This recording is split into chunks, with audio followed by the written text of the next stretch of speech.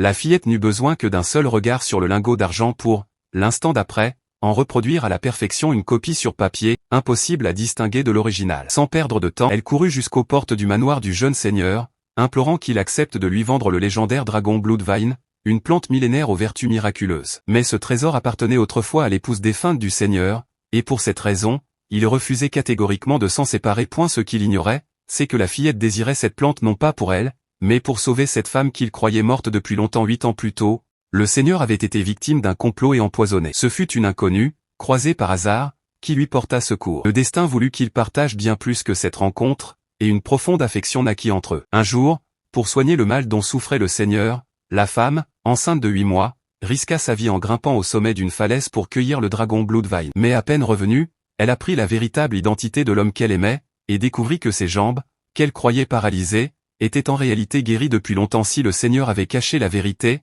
c'était uniquement pour pouvoir vivre auprès d'elle, à l'écart du tumulte, dans leur modeste chaumière. Mais la femme, comprenant qu'elle risquait de briser l'avenir prometteur de cet homme, prit une décision cruelle. Après avoir servi du thé où elle avait discrètement versé un poison paralysant, elle confia son amant, désormais inconscient, aux soins de ses gardes cachés, les suppliant de l'emmener loin. Elle, de son côté, choisit de rester derrière. Quand l'effet du poison s'estompa, le seigneur se précipita pour la retrouver. Mais il arriva trop tard, le paisible village avait été réduit en cendres par une bande de pillards, et aucun habitant n'avait survécu. Le cœur brisé, il retourna à son domaine, s'habilla de la robe rouge nuptiale et, tenant la tablette funéraire de la femme, célébra leurs noces posthumes. Dès lors, il lui resta fidèle et porta son deuil pendant 8 longues années. Or, la vérité était tout autre, la femme n'était pas morte. Elle avait survécu, mais le souffle âcre de la fumée et les blessures internes avaient gravement endommagé ses poumons et ses organes. Désormais condamnée, il ne lui restait plus que 10 jours à vivre. Dans un ultime espoir, elle prit leur fille et se rendit à la capitale pour confier l'enfant à son père. Arrivé aux portes du manoir, sa voix brisée l'empêcha de l'appeler. Elle vit le seigneur passer devant elle sans la reconnaître. Lorsque ses gardes voulurent l'empêcher d'entrer, l'un d'eux la frappa violemment du pommeau de son épée,